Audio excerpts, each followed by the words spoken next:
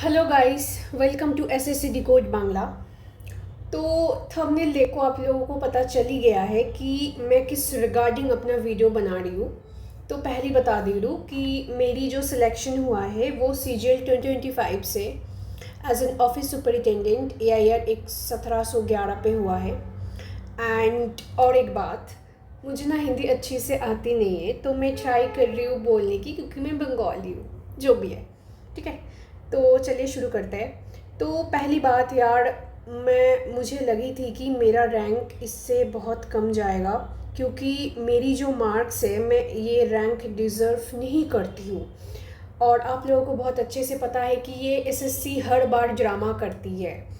2024 में भी सबके साथ ही ऐसा हुआ है कि जिसका 310 मिला है उसे सिलेक्शन मिल गया है। इवन 330 वाला बंदा रह गया है only for normalisation and bonus के कारण 2024 में भी बहुत लोग रह गया है। तो जो भी है, इस बार हम लोग को नॉर्मलाइजेशन देखने को नहीं मिला है, बट मुझे ऐसे पर्सनली लगता है कि एक दो क्वेश्चन पे बोनस हुआ है। क्यों हुआ है? क्योंकि मैं आपको कुछ चीज़ बता रही हूँ। ये देखिए, जब रैंक मित्रा के डेटा आए, ये थे मेरी मार्क्स। ओके, मुझे 339 मार्क्स मिले थे, तो जिसमें से मैथ में मेरी 80 है, रीजनिंग में मेरी 87 है, एंड ये मेरी इंग्लिश एंड जीके का मार्क्स। ठीक, तो कंप्यूटर को प्लीज़ अवॉइड करिए, क्योंकि क्या ही बताओ, कंप्यूटर में सबके गए हैं, मतलब कि क्या ही बताओ, जो भी है। तो मेरी जो फर्स्ट सेक्शन थे ना यार, फर्स्ट सेक्शन मेरी बहुत अच्छी गई थी। अगर मैं मैथ की बोलूँ तो मैथ में मेरी बस एक ही गलती थी, वो भी मेरा सिली मिस्टेक थे। एक सिलेंडर के शायद क्वेश्चन थे जिसमें 46 एंड 23 में 23 आंसर होगा, मैंने 46 कर दिया था, जो मेरा सिली मिस्टेक हो गई थी। और बाकी दो नंबर सिस्टम का सवाल थे जो मैंने छोड़ दी थी। तो मुझे पता थी कि मैथ में मेरा सही से ही हुआ है। सेम रीजनिंग के साथ भी हुआ है। रीजनिंग में मैंने एक ही क्वेश्चन छोड़ी थी एंड एक क्वेश्चन मैंने छोड़ दी थी एंड कुछ भी रॉन्ग नहीं हुआ। तो मेरी जब फर्स्ट सेक्शन बहुत बहुत अच्छे से हो गया, देन मैं सेकंड सेक्शन पे मूव किया। तो इंग्लिश मुझे थोड़ा सही लगा, मतलब ऐसा भी नहीं कि बहुत टफ थे, बिल्कुल मुझे सही सही लगा। बट फिर भी मेरी 3 रॉन्ग हो गए, पता नहीं कैसे रॉन्ग हो गए। एक PQRS में रॉन्ग हो गए, बट पता नहीं, शायद जल्दबाजी में रॉन्ग हो गया, और 2 मेरा ऐसे ही रॉन्ग हो गए। एंड जीके जो आए थे, जीके तो थोड़ा बहुत इजी थे, बट सच बताऊँ तो मैंने एक भी तुक्का नहीं मारा। हाँ, 2 मैंने गेस लिया था जीके में, बट मैं उसे तुक्का नहीं बोल सकती हूँ, क्योंकि पता है यार, मैंने ना एक चीज़ मैंने नोटिस किया है कि बहुत बहुत लोगों को 330 प्लस मार्क्स आए हैं। ठीक है, और ये जो 330 प्लस मार्क्स आए हैं ना, ये ओनली फॉर बस जीके के लिए ही आए। सबके सबके साथ नहीं हुआ है, बहुत लोगों को मैंने देखा है कि जीके में 60 प्लस नंबर आए हैं। और सच बताओ तो जीके में अगर आप थोड़ा बहुत चांस लेते इस बार 2025 के पेपर में, CGL में, तो मुझे लगता है कि आराम से सवाल बन सकते थे। बट मैंने नहीं चांस लिया, क्योंकि मेरा फर्स्ट सेक्शन ऑलरेडी बहुत अच्छी गई थी। तो मेरे एक डर थे कि अगर मैं जीके में थोड़ा सी बहुत 3-4 तुक्का लगा दूँ, क्या पता मेरी माइनस हो जाए, नेगेटिव हो जाए कुछ। तो मैंने यार, इसलिए मैंने जीके पे कोई भी अपना तुक्का वगैरह ज़्यादा नहीं लगाए। शायद लगा लेती तो ये मार्क्स थोड़ा और भी ज़्यादा हो जाते, पता नहीं क्या हो गया। तो जो भी है, एंड कंप्यूटर को आप अवॉइड ही करो, क्योंकि यार कंप्यूटर के तो सीन मेरा बहुत ख़राब हो गई थी। और मुझे ये भी पता है कि ये बहुत बहुत लोगों के साथ भी सेम चीज़ हुआ है। तो मैं अपना एक्सपीरियंस बता रही हूँ, स्पेशली मेरे साथ क्या हुआ है। मेरी जब फर्स्ट सेक्शन बहुत अच्छे तरीके से हो गया, फिर मैं मूव कर गई सेकंड सेक्शन पे, वो भी ठीक ठाक हो गया। तो मेरे दिमाग में एक चीज़ था कि 330 प्लस होने से मुझे कोई नहीं रोक सकता, मुझे मेरी 330 प्लस आएगी। और पहली बात, और एक चीज़ मैं बता रही हूँ कि फर्स्ट सेक्शन बहुत इम्पॉर्टेंट रोल प्ले करता है CGL में। CGL में फर्स्ट सेक्शन क्यों इम्पॉर्टेंट रोल करता है कि मैथ, देखो, अगर आप अच्छे से नोटिस करो, जो रीजनिंग है ना, जो रीजनिंग है वो आप एडिक्विटी पैटर्न ले लो या फिर आप टीसीएस पैटर्न ले लो, रीजनिंग हमेशा से इजी ही आ रही है। मैंने ये चीज़ फॉलो मतलब देखा है बहुत अच्छे से एनालिसिस करके। आप प्रीलिम्स भी उठा लो, आप इस बार मेंस भी उठा लो, तो रीजनिंग तो इजी है ही। बट जो इस बार का मैथ पेपर थे, मैथ पेपर को मैं कभी भी इजी में नहीं रख सकती। मैथ पेपर थे मॉडरेट टू हार्ड। तो मैथ पेपर, और सच बात बताऊँ, फर्स्ट सेक्शन अगर अच्छी चली जाए तो हमारे अंदर ऑलरेडी एक मोटिवेशन आ जाते हैं कि चलो सेकंड सेक्शन हम अच्छे से देंगे। बट फर्स्ट सेक्शन अगर मतलब थोड़ा सा नर्वसनेस से थोड़ा सा छूट जाए, बहुत लोगों का ना 10-10 सवाल छूट जाते, तो हम ना सेकंड सेक्शन पे और वो वैसा मोटिवेशन लेके हम नहीं काम कर सकते। ये सेम चीज़ मेरे साथ 2024 में भी हुआ था। मेरी फर्स्ट सेक्शन बहुत ख़राब हो गई थी। हाँ, रीजनिंग मेरा बहुत सही हुआ था, बट मेरी मैथ थोड़ा बहुत ख़राब हो गई थी। तो मैंने इस बार मैथ पे बहुत ज़्यादा मेहनत की है, बहुत ज़्यादा फोकस की है मैंने मैथ पे। तो जो भी है, तो मेरे कंप्यूटर के बारे में बता दूँ तो मेरी कंप्यूटर पे आप देख सकते हो कि मेरी ना 8 राइट है एंड दो सवाल गलत है। अब 2 सवाल गलत है, मैं अपना कंप्यूटर का बता रही हूँ। मेरी बहुत सारी दोस्त का मैंने देखी है जिसका 340 मार्क्स आए, 340 प्लस मार्क्स आए, इवन 345 प्लस मार्क्स आए, बट कंप्यूटर में बस 2-6 ऐसे ऐसे नंबर आए हैं। किसी का तो माइनस पे भी नंबर आए हैं। तो मैंने बस उन लोगों को एक चीज़ पूछा, भाई अब आप मेरे को एक चीज़ बताओ। मैं अपनी कहानी बता रही हूँ, मैं अपना बता रही हूँ मेरे साथ एग्ज़ाम पे क्या हुआ है। मैंने फर्स्ट 10 सवाल देखी कंप्यूटर में। मैंने जब 10 सवाल देखी, मेरे से 10 में से एक भी नहीं बना। फिर मैं मूव किया नेक्स्ट 10 सवाल में, और इस 10 सवाल में मेरे से 6-7 सवाल श्योर शॉट बन गया। तो फिर मुझे लगा कि अगर मैं यूआर से हूँ, तो मेरे को अगर सीपीटी क्लियर करना है तो मेरे को 27 मार्क्स चाहिए, और अगर मुझे नॉन सीपीटी क्लियर करना है तो मुझे मिनिमम 18 मार्क्स चाहिए। तो मैंने जब देखा कि मेरा श्योर शॉट 6-7 सवाल बन रहा है, तो मैंने देखा मेरा यहाँ से मैं 7 ही मान चलूँ, मेरे यहाँ से 20 प्लस हो जाएगा। बट अगर मैं बस यही पेपर पे 6-7 सवाल ही करके आती और गलती से भी यहाँ पे एक क्वेश्चन गलत हो जाता, तो मेरा -4 होके नंबर हो जाता 16 और मेरा सिलेक्शन नहीं होता। तो मैंने इस टाइम पे मैंने तुक्का लगाई। तुक्का लगाने का भी एक तरीका होता है, एक टाइमिंग होता है। आप ऐसे ही अंधा होके तुक्का नहीं लगा सकती। तो मैंने तब यार 6-7 श्योर शॉट जब बन गए, मैंने 2 क्वेश्चन पे बहुत ध्यान से तुक्का लगाई, ऑप्शन एलिमिनेट किया। ठीक है, मैंने 4 ऑप्शन से एलिमिनेट किया, फिर उसे अच्छे से मैंने पढ़ा कि क्या हो सकता है क्या नहीं हो सकता है। मैंने फिर लगाई, तो मेरा 8 क्वेश्चन मेरी सही हो गए।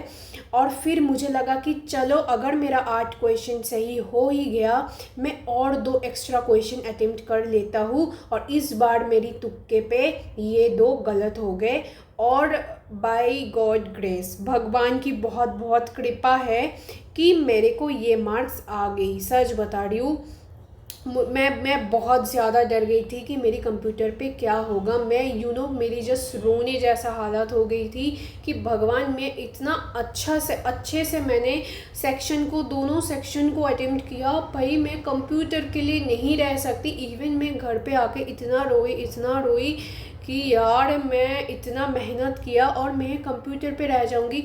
और एक चीज़ मेरे दिमाग पे घूम रही थी, जो भी लोग, मतलब जो भी जितना भी आप स्टूडेंट्स वगैरह हो, जो भी आप प्रिपरेशन कर रहे हो 2026 के लिए, मेरा एक ही एडवाइस रहेगा, आप लोग प्लीज़ मैथ पे बहुत ज़्यादा फोकस करना, इंग्लिश पे बहुत ज़्यादा फोकस करना।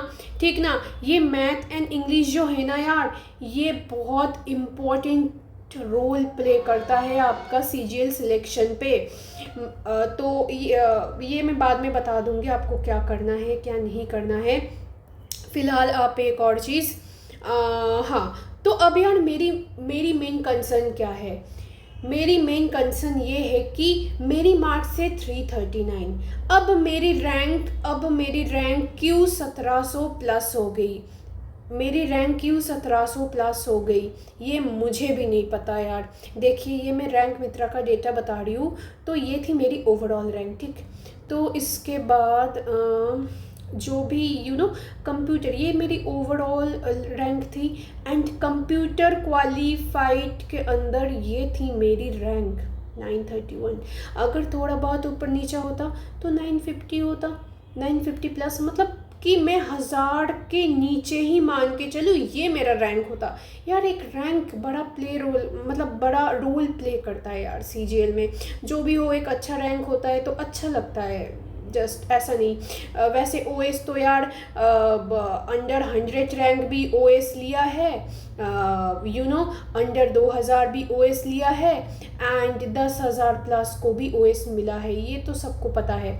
बट चीज़ें वही होता है ना कि एक रैंक बहुत बड़ा रोल प्ले करता है। तो जो भी है, तो ये मेरे मुझे लगा था ये होगा। बट एसएससी का वही एक ड्रामा जो हर बार करते हैं, शायद कोई बोनस वगैरह दिया है, और मेरी नंबर 339 से शायद, ये मुझे लग रहा है अंदर से, 4 नंबर घट गया मेरी कोई क्वेश्चंस के लिए, और मेरा 335 हो गया, जो मैं डिज़र्व नहीं करता ये नंबर। मेरी एक दोस्त थे जिसका 336 आए थे, उसका लगभग रैंक 1775 से 1800 के बीच ही चल रहे थे। जब रिज़ल्ट आया तो ये जो रैंक थे ये हम दोनों के आपस में एक्सचेंज हो गए। जैसे ये मेरा रैंक चल रही थी तो उसके रैंक हो गए लगभग 956 या 55, ऐसा ही कुछ अराउंड, मुझे एग्जैक्टली डेटा नहीं याद है बट ऐसा ही कुछ होगा। और मेरी होगी ये 17,132। ये मेरी रैंक तब का है जब फ्लोट एंड फिक्स के बाद रिजल्ट आने के पहले। अब तो मेरा 1711 हो गया। तो जो भी है, तो मेरी मेन यही थी कि यार एसएससी तो ऐसे होगा तो कैसे होगा, मतलब ऐसे होगा तो कैसे चलेगा। एसएससी हर बार कुछ ना कुछ क्वेश्चंस पे ऐसे बोनस वगैरह कर देता है जो बिल्कुल भी सही नहीं है, मतलब कि बहुत ही ख़राब है ये चीज़ें। तो और ये देखिए यहाँ पे मैं दिखा सकती हूँ, मेरी जो पहली थी रैंक ये थे 1732, फिर जब फिक्स फ्लोट के बाद ये होगी मेरी रैंक 1711। तो जो भी है, तो बस आप लोग मुझे ये सजेस्ट कर देना कि हाँ, मुझे और एक चीज़ बतानी है बहुत इम्पॉर्टेंट जो है। मेरी जो मैथ है ना यार, मेरे पास बहुत क्वेरीज़ आते हैं, बहुत लोग मुझे मैसेज करते हैं और बोलते हैं कि कैसे क्या, मतलब कुछ सजेस्ट स्ट्रैटेजी बता दीजिए मैथ का, इंग्लिश का, कुछ भी। यार मेरी जो मैथ है ना, मेरी जो बैकग्राउंड थे ना वो कॉमर्स बैकग्राउंड है, ठीक है। तो मेरी ना मैथ बिल्कुल भी, मैं मैथ पे बहुत बहुत ज़्यादा वीक थी। मेरी 11-12 कॉमर्स से थे, एंड मेरी कॉलेज पे भी मेरी अकाउंटेंसी ऑनर्स थे, मैं बीकॉम ऑनर्स की स्टूडेंट हूँ। तो यार मेरी जो मैथ थी ना यार, मेरी मैथ बहुत ज़्यादा वीक थे। मुझे बेसिक, मतलब कि ऐसा नहीं कि मेरे पास दिमाग नहीं है ऐसा तो नहीं है, बट मेरी जो बेसिक थे ना बिल्कुल नहीं था। मुझे बस a+b का होल स्क्वायर, a-b का होल स्क्वायर ही आते थे। अगर आप मुझे से गलती से भी पाई का मान पूछ लो तो मेरे को नहीं आती थी।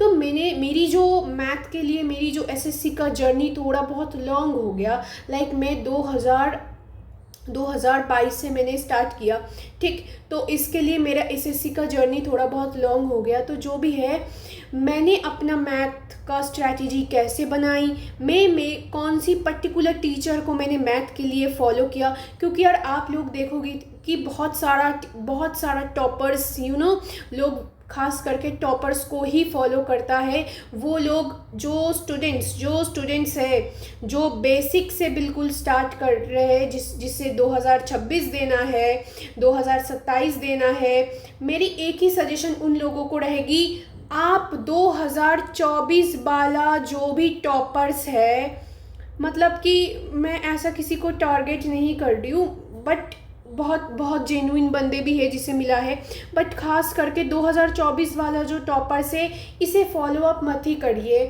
अगर आपका पर्पस कुछ और है तो आप फॉलो कर सकते हैं, बट अगर स्टडी पर्पस है ना यार, तो आप इन लोगों को फॉलो मत ही करिए, ये मेरा पर्सनल सजेशन है, ठीक है। बहुत क्यों, अब आप पूछोगे कि क्यों, क्योंकि मैंने अपने आंखों से देखा है 320 वाला बंदा को 40 नंबर बढ़ गया है और 360 मिल गया है एंड AIR आ गया है उन लोगों को अंडर 100, जो उन्होंने कभी ख्वाब ही नहीं देखे थे। तो यार अंदर वो होता है ना, हम इतना मेहनत किए, हमें बोनस के नाम पे मिला 0, किसी किसी को तो बोनस के नाम पे माइनस भी मार्क्स मिला है। और ये जो टॉपर्स बन के बैठा है 2024 वाला, ठीक ना, 2024 वाला जो टॉपर्स बन के बैठा है, खास करके ASO लोग, मैं ऐसा पर्टिकुलरली किसी को ट्रिगर नहीं कर रही हूँ, तो ये लोग जब अपना स्ट्रैटेजी देता है तो मुझे थोड़ा हंसी आते है। बहुत जेन्युइन बंदा भी है यहाँ पे, मेरी बहुत दोस्त भी है जो बहुत जेन्युइन बंदा है, तो मैं ऐसा नहीं बता सकती, बट ऐसा भी बहुत है कि जिनको खुद ही लगे थे कि मेरा सिलेक्शन नहीं होगा, तो 320 से 40 नंबर बढ़ के 360 हो गया, 308 से 50 नंबर बढ़ के 358 हो गया, ठीक है ना। तो बहुत लोगों का ऐसा सिलेक्शन हो गया, तो कुछ चीज़ें दिल पे बहुत हर्ट होते हैं कि भाई हमने इतना पढ़ा, हमारी नहीं हुआ। ये SSC अपना गंदा नॉर्मलाइजेशंस और बोनस के खेल में पूरा मतलब सिस्टम को बिगड़ के रखा है। तो जो भी है 2026 वाला, जो भी 2026 के लिए जो भी प्रिपरेशन कर रहे हो, उससे अगर कोई क्वेरीज चाहिए, मेनली उन लोगों को जो बेसिक से स्टार्ट कर रहे हैं, ठीक है, जिसे मैथ से डर लगता है, जिसे लगता है कि मैं तो कर ही नहीं पाऊँगी, CGL तो मेरे लिए है ही नहीं, तो मैं उससे ये खास करके बोलना चाहती हूँ कि भाई मैं अपनी एक्सपीरियंस शेयर करूँगी।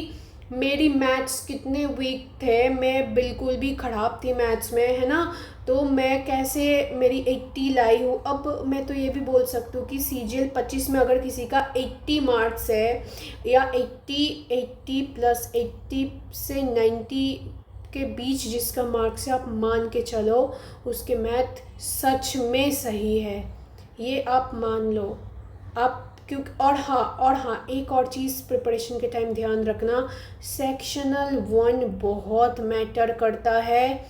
सेक्शनल 1 के बेसिस में सेक्शनल 1 जो होता है ना, इसके मार्क्स बहुत मैटर करता है। आपको भले ही GK में 75 पे 75 आ जाए, हाँ आपका ऑल ओवर टोटल तो बढ़ जाएगा, बट सेक्शनल 1 बहुत मैटर करता है, ठीक है। तो बाकी आप लोग ध्यान रखना। एंड आज के लिए यहाँ पे ही मैं ख़त्म करती हूँ। एंड जिसको भी कुछ भी डाउट पूछना है, या फिर कुछ भी कोई भी सब्जेक्ट रिलेटेड कुछ स्ट्रैटेजी देना है, या फिर जो भी पूछना है, आप ना कमेंट सेक्शन पे पूछ लेना, ठीक। कमेंट सेक्शन पे आप पूछ लेना कि मुझे नेक्स्ट वीडियो किस चीज़ के रिगार्डिंग बनाने हैं, तो आप ये कमेंट सेक्शन पे पूछ लेना, ठीक। तो आज के लिए बाय बाय।